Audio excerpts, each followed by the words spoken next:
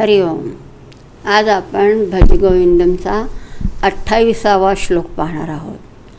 तर प्रथम या श्लोकाचा मी पाठ करते.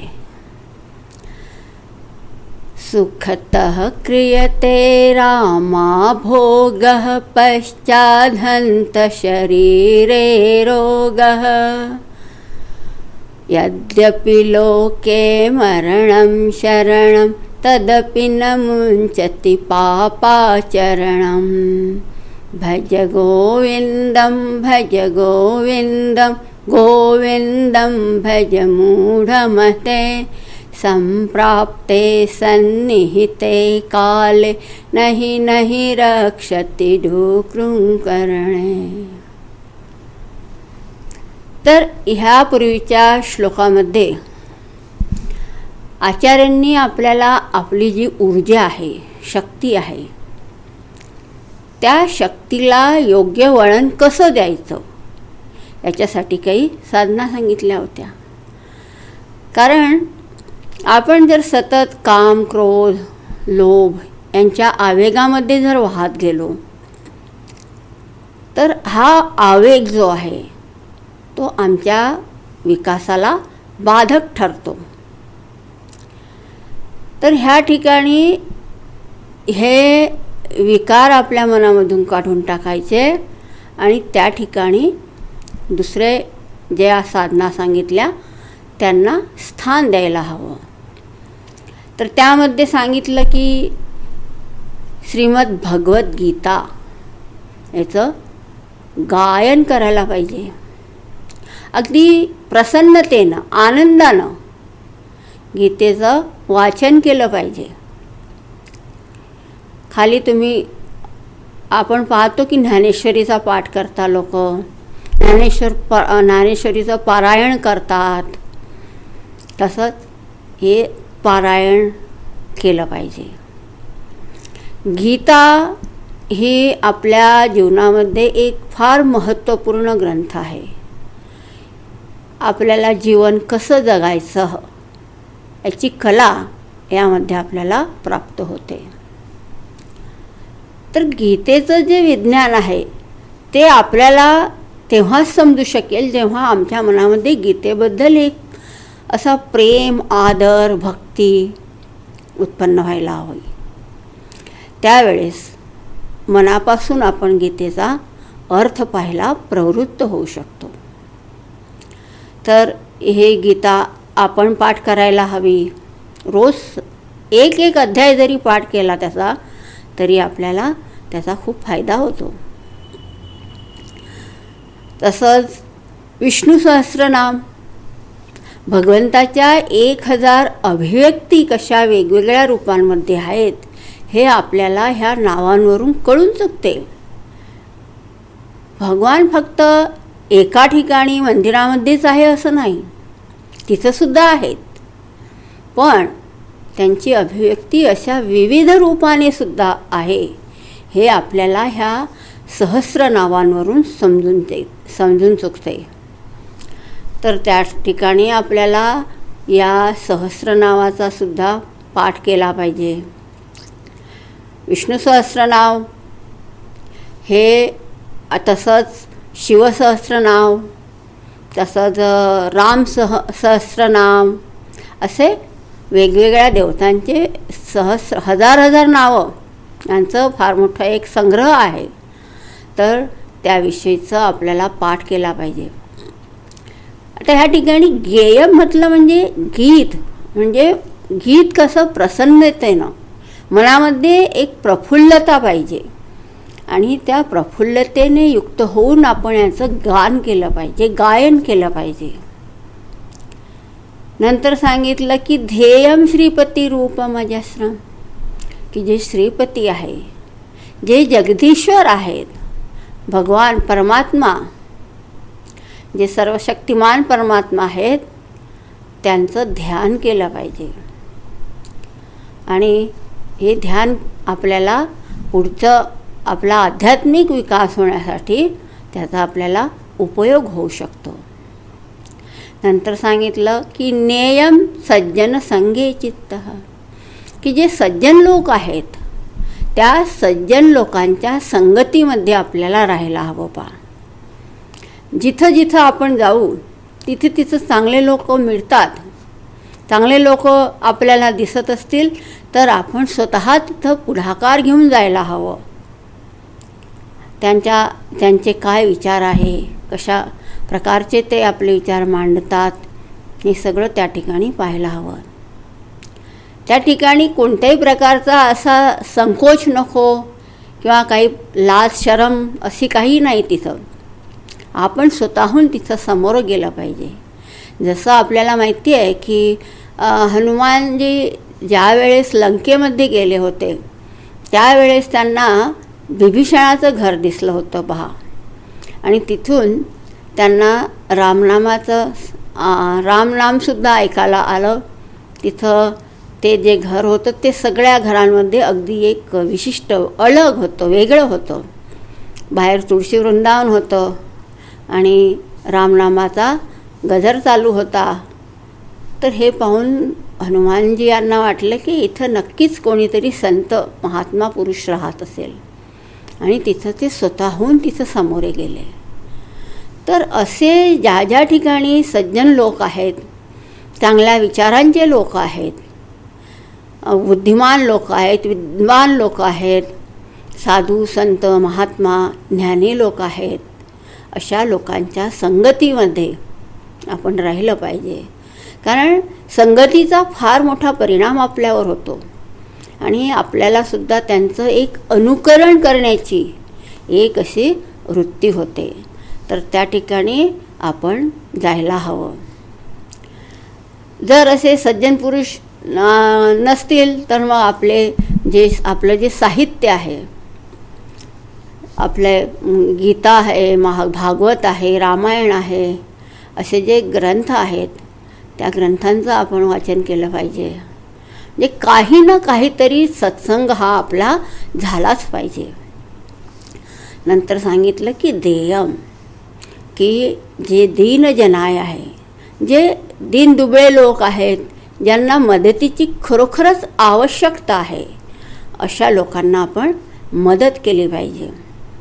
मग तिथं मदत म्हणजे फक्त पैशाचीच मदत केली पाहिजे असं नाही, तर आपल्याकडून जेवढा जसा आपला वेळ तिथं खर्च करून, आपली काही सेवा करून असं तिथं मदत केली पाहिजे. जसं दवाखान्यांमध्ये आपण पाहतो की तिथं खूप असे एकाकी लोक दुःखी दीनदुबळे असतात. त्यांच्याजवळ जाऊन खाली तुम्ही 2 शब्द प्रेमाने जरी बोलला तरीसुद्धा ती त्यांच्यासाठी एक सेवा होऊ शकते. त्या लोकांनासुद्धा एक चांगलं वाटू शकतं की हाय कोणीतरी माझी विचारपूस करणारा आहे बुवा. तर अशी सेवा, असं दान आपल्याला केलं पाहिजे. आपल्याला माहिती आहे महाभारतामध्ये कर्ण त्याला म्हणतच दानवीर कर्ण आहे हा. आणि तो आपलं जे त्याचं वाक्य, त्याचा असा नियम होता की जोपर्यंत तो काहीही दान करणार नाही तोपर्यंत तो जेवण करीत नसे. तर एवढा तो नियमाचा पक्का होता.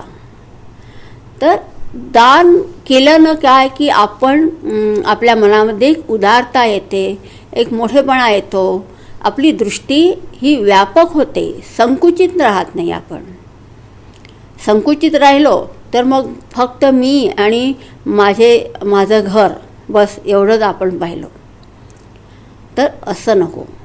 तर आपल्याजवळ जे काही जास्त आहे त्याचं आपल्याला दान करायला हवं. तर ह्या ज्या साधना आपल्याला सांगितल्या गेलेल्या आहेत, तर यामुळे काय होतं की आपली जी वायफळ जाणारी जी शक्ती होती आजपर्यंत इतर वस्तूंमध्ये ती फिरत होती, पण आता आपण त्या शक्तीला एक वळण दिलं आणि ते वळण अशा वस्तूंमध्ये लावलं तर नक्कीच आपल्याला भगवंताचं जे भजन करायचं आहे त्या भगवंताच्या भजन करण्यामध्ये नक्कीच 4 चांद लागून जातील. तर ह्या ठिकाणी हे सांगितलं. आता हा जो श्लोक आहे या श्लोकामध्ये साधारणतः मनामध्ये मनुष्याच्या मनामध्ये जे एक विषय वासना असते, त्या विषय वासनेविषयी आचार्य सांगत आहे. ते काय सांगत आहे की सुखतः क्रियते रामाभोगः, की आपल्या विषय वासनेसाठी हा सतत आपल्या सुखासाठी सतत ह्या भोगामध्ये लागलेला आहे.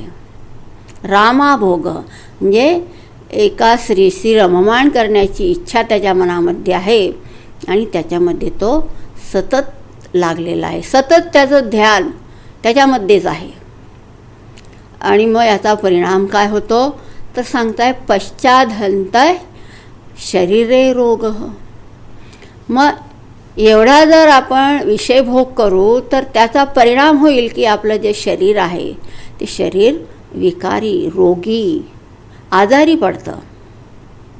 आणि म्हणताय की यद्यपि लोके मरणम शरणम, आपल्याला माहिती आहे की शेवटी मृत्यू हा येणारच आहे, मृत्यूची शरण आपल्याला घ्यायची आहे, पण तरीही त्याचं हे जे तदपि न मुंचते पापाचरणम, तरीसुद्धा हे जो पापाचं आचरण करीत आहे, हे पापाचं आचरण त्याचं काही सुटत नाही आहे.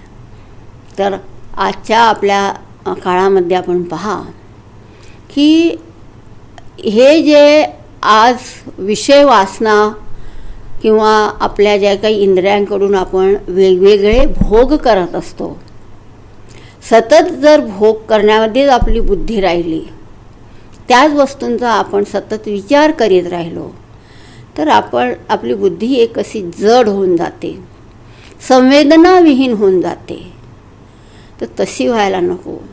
आपल्या सनातन धर्मामध्ये जे 4 पुरुषार्थ सांगितले गेलेले आहेत, धर्म, अर्थ, काम आणि मोक्ष, तर यामध्ये जो काम हा पुरुषार्थ आहे, यालासुद्धा वैदिक धर्मामध्ये एक पुरुषार्थाच्या श्रेणीमध्ये ठेवलेला आहे. म्हणजे याची उपेक्षा केलेली नाही.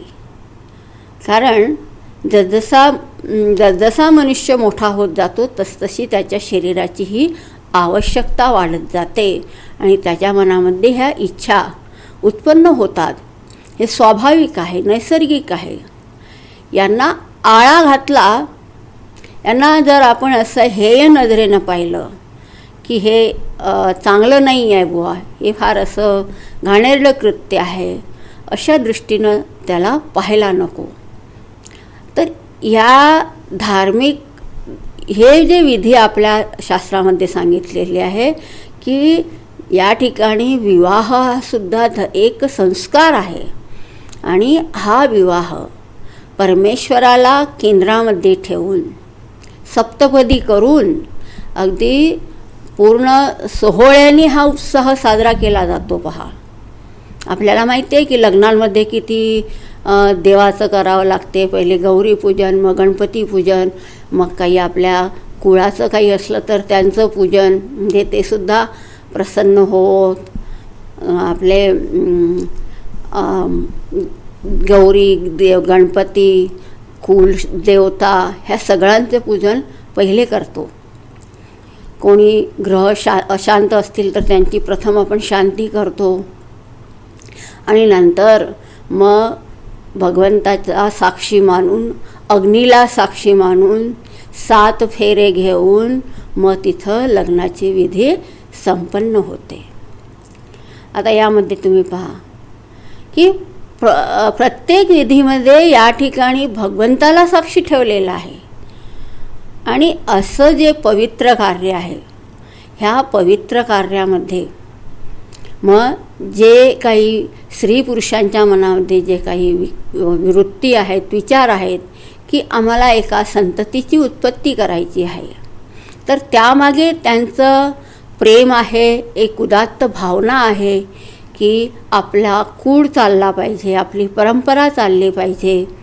आणि ह्या दृष्टिकोनामधून त्या ठिकाणी ती एक आनंदाची अशी प्रक्रिया आहे. तर ही जी संतती उत्पत्तीची जी प्रक्रिया आहे ती प्रक्रिया अशी पवित्र प्रक्रिया आहे, सुंदर प्रक्रिया आहे. त्यामध्ये असं हेय म्हणजे नाकारण्यासारखं असं काहीही नाही आहे.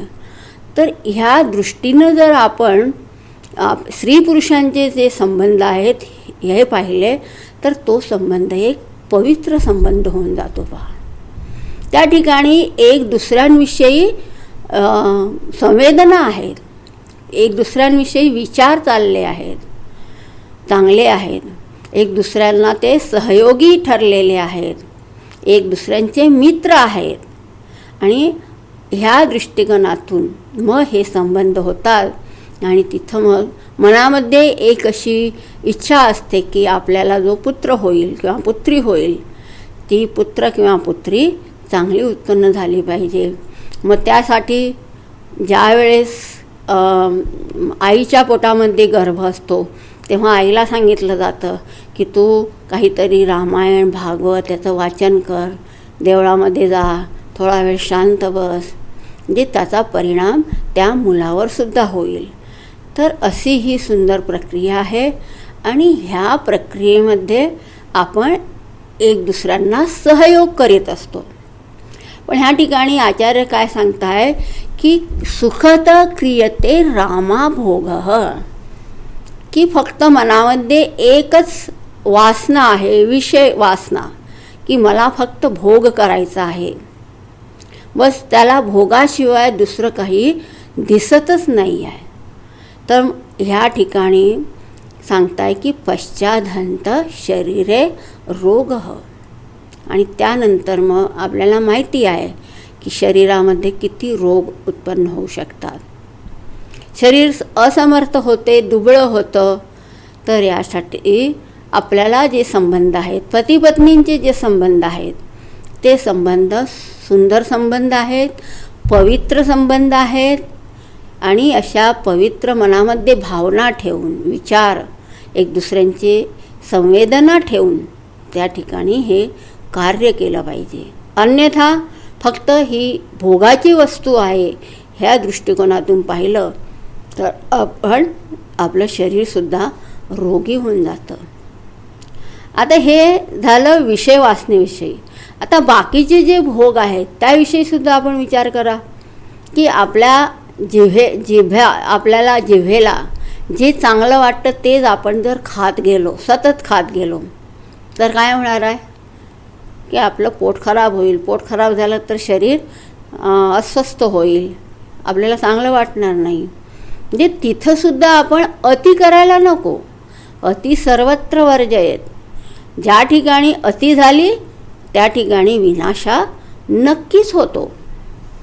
तर हे वेगवेगळ्या विषयांविषयीचं जे आहे की आपण फक्त भोगांमध्येच आपलं मन रमवित असलो तर त्याचा परिणाम आपलं शरीर, आपलं मन, मनामध्ये सतत त्याचाच विचार चालत असतो आणि मन मग हे शांत राहू शकत नाही, प्रसन्न राहू शकत नाही आणि बुद्धी एक अशी मंद पडायला सुरुवात होते. संवेदना नाही आहे आणि बुद्धी जड होऊन जाते आणि त्या ठिकाणी मग आपल्याला एक डॉक्टरांचा पेशंट हे व्हावंच लागते. तर ह्या ठिकाणी आपल्याला आचार्य सावधान करीत आहे की तू जे भोग करीत आहेस ते भोग न करता तू योग कर.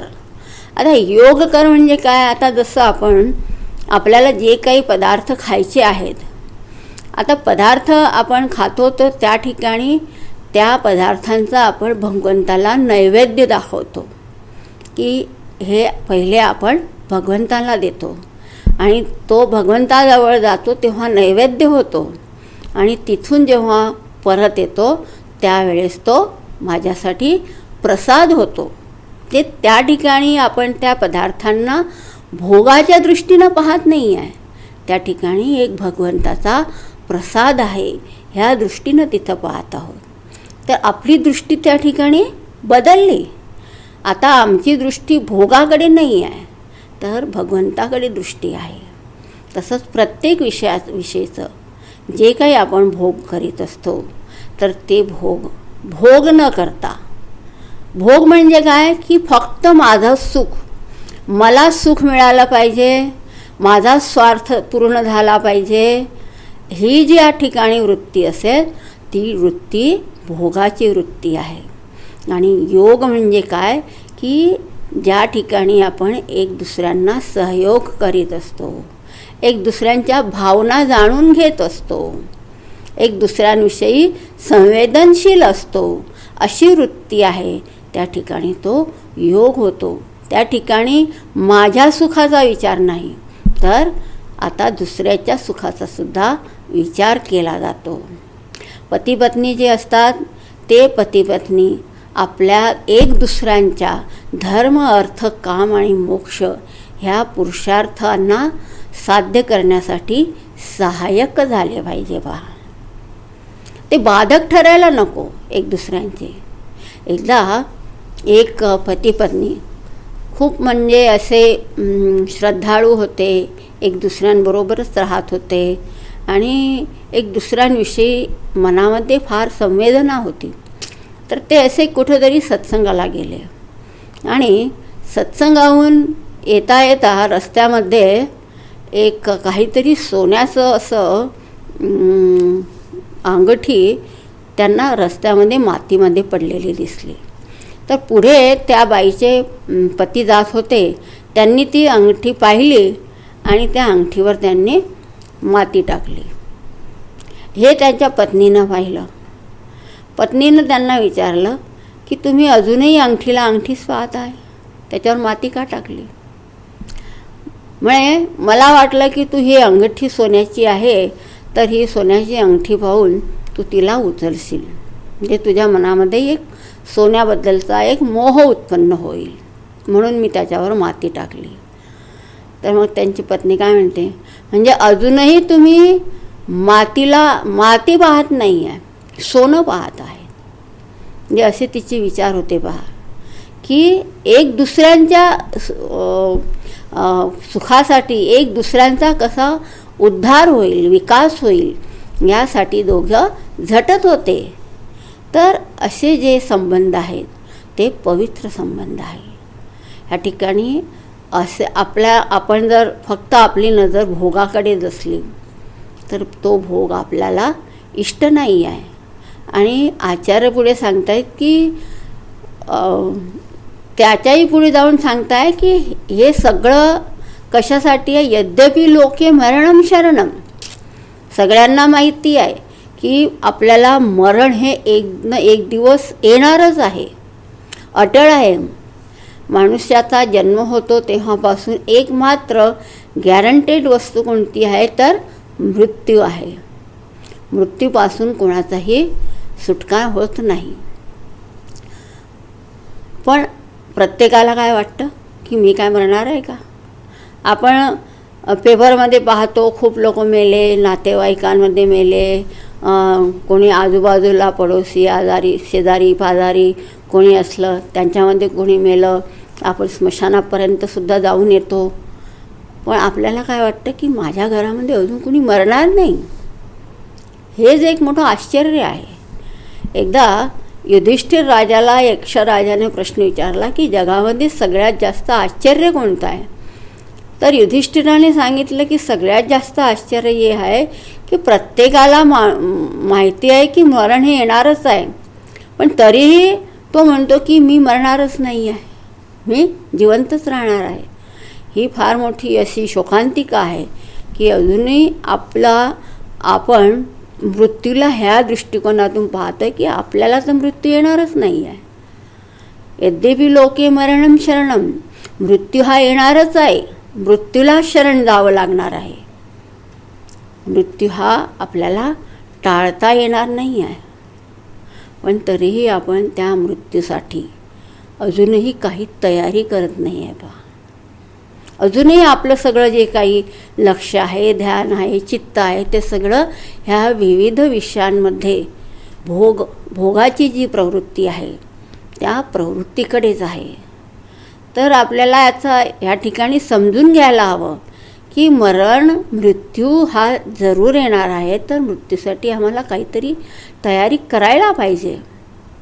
नाहीतर असेच एक दिवस आलो आणि जन्माला आलो आणि गेलो आणि मनुष्य जन्मामध्ये येऊन आम्ही काय सार्थक केलं? काही नाही, बस आलो, खाल्लं पिल्लं आणि गेलो. असंच एखाद्या किड्यासारखं मग आमचं जीवनसुद्धा वाया जाईल. तर ते तसं वाया जाऊ नये याच्यासाठी आपल्याला नेहमी जागरूक राहिलं पाहिजे. सतत आपल्या बुद्धीचा विकास कसा होईल या दृष्टिकोनातून विचार करायला हवा. आणि आपल्याला माहिती आहे की मृत्यू होतो त्यावेळेस आपलं हे जे शरीर आहे, हे शरीर काही आमच्याबरोबर येत नाही, तर आमच्याबरोबर आमचं सूक्ष्म शरीर येतं. आणि त्या सूक्ष्म शरीरामध्ये आमचे जसे संस्कार असतील, जसे वासना असतील, तेच आमच्याबरोबर येतं. बाकी दुसरं काही येत नाही. तुम्ही इथं किती जमा केलं, किती धन पैसा संपत्ती गोळा केली, याचं काही महत्त्व नाही. किती लोक आले आणि गेले, किती मोठमोठी संपत्ती जमा केली, किती राजे महाराजे येऊन गेले. पहा, मोठमोठे राजे महाराजे सगळे आले, सगळं जमा केलं आणि सगळे इथं टाकूनच ते निघून गेले, पण बरोबर काही घेऊन गेले नाही. एकदा एका राजाने असं ठरवलं की माझ्या राज्यामध्ये कोण सर्वात जास्त मूर्ख आहे याच्यासाठी त्याने दवंडी पिटवली की जो मला सर्वात जास्त मूर्ख दिसेल त्याला मी मूर्ख शिरोमणीची पदवी देईल. आता त्याने खूप साऱ्या लोकांचा इंटरव्ह्यू घेतला, मुलाखत घेतली आणि त्यातला एक माणूस त्याने निवडला आणि त्याला मूर्ख शिरोमणीची एक छडी दिली आणि सांगितलं की तुला ज्यावेळेस तुझ्या आयुष्यामध्ये तुझ्यापेक्षा कोणी जास्त मूर्ख दिसेल त्यावेळेस तू ही छडी त्याला दे. आणि तो मूर्ख माणूस निघून गेला. नंतर थोड्या 2-3 वर्षानंतर त्या मूर्ख माणसाला कळलं की त्याचे जे राजा महाराज आहेत ते आजारी आहेत आणि बस जाण्याच्याच अवस्थेमध्ये आहे. तर त्यांनी विचार केला की चला आता शेवटची वेळ आहे तर भेटून येऊ आपण. तर तो त्यांना भेटायला गेला आणि म्हणे, राजे महाराज मी ऐकलं आहे की तुम्ही जाता आहे. म्हणे हो. कुठं जात आहे? म्हणे माहिती नाही. म्हणे कुठं जाणार आहे? काही तयारी केली आहे? नाही म्हणे, काही तयारी केली नाही. कसे जाणार आहे ते सुद्धा माहिती नाही. म्हणे तुम्ही यात्रेला निघाला आहात, तुम्हाला गंतव्य माहिती नाही आहे, साधन माहिती नाही आहे आणि तरी यात्रेला निघाला आहात, बरोबर काही घेऊन जात नाही आहे. तर मग ही छडी न म्हणे तुमच्याजवळच ठेवा, कारण मला तरी तुमच्याशिवाय कोणी मूर्ख माणूस इथं दिसत नाही आहे. तसंच आपलं आहे की आपल्याला माहिती आहे की आपला एक दिवस मृत्यू येणारच आहे, पण तरीसुद्धा ह्या मृत्यूच्यासाठी आपण काही तयारीच केलेली नाही. बस ह्या जीवनामध्ये जे काही मिळेल ज्याचा उपभोग घेतला आणि उपभोगामध्येच आपलं पूर्ण जीवन गमावित असतो. पण आपलं जे सुंदर असं मन तयार करायला पाहिजे, ते मन तयार करत नाही. ह्या मनामध्ये एवढे विषय, वासना, विकार हे सगळं भरून घेतो आणि मग त्यामुळे आपली गती जी आहे ती गती अशी वाईट गती होते.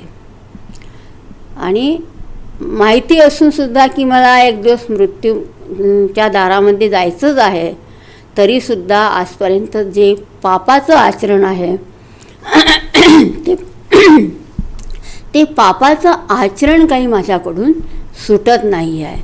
तदपि न मुंचती पापाचरणम, की आजपर्यंत सतत याच्यामध्ये मी रमत आलेलो आहे आणि तरीही आणि माहितीसुद्धा आहे की एक दिवस मला मृत्यू येणार आहे, पण तरीसुद्धा हे जे पापाचं आचरण मी करत आहे की मनामध्ये स्वार्थ आहे, भोगवृत्ती आहे, दुसऱ्यांविषयी संवेदना नाही आहे, फक्त आपल्या स्वतःचाच विचार आहे, अशी जी पापवृत्ती आहे तर ही पापवृत्ती अजूनही सुटत नाही आहे.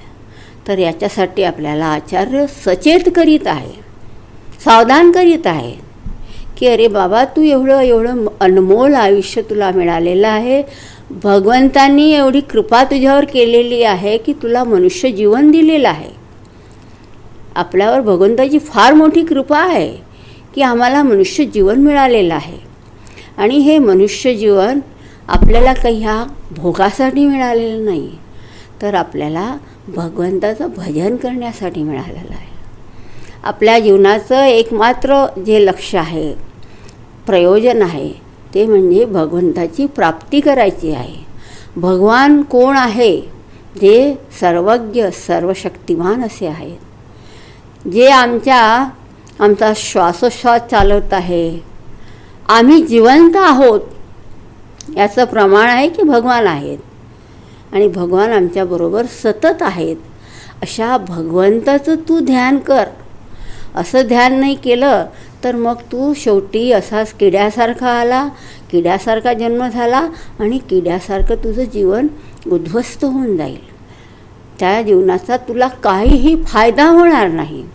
तर यासाठी आपल्याला नेहमी हा विचार केला पाहिजे की आपल्या जीवनामध्ये सतत एक धर्ममय प्रवृत्ती हो. त्याच्यासाठी सतत दुसऱ्यांच्या सुखासाठी झटलं पाहिजे. आपला स्वतःचा विचार त्या ठिकाणी हो. दुसऱ्याविषयी संवेदना असायला हवी, त्या ठिकाणी प्रेम असायला हवं, एकमेकांविषयी आदर इज्जत पाहिजे. आणि असं जर असलं तर त्या ठिकाणी मग आपलं जीवन हे अगदी सहजतेनं मग ह्या आपल्या भगवंताच्या, आपल्या प्रभूकडे आपलं जीवन वळेल आणि प्रभूचं भजन मग आपल्याला चांगल्या रीतीनं करता येईल. तर या ठिकाणी आपल्याला आचार्यांनी सावधान केलेलं आहे की तू आपलं मन ह्याच्यामधून काढून टाक आणि भगवंताकडे लाव. याच्यासाठी आपल्याला काय करायचं आहे? भज गोविंदम भज गोविंदम. आज एवढंच. हरि ओम.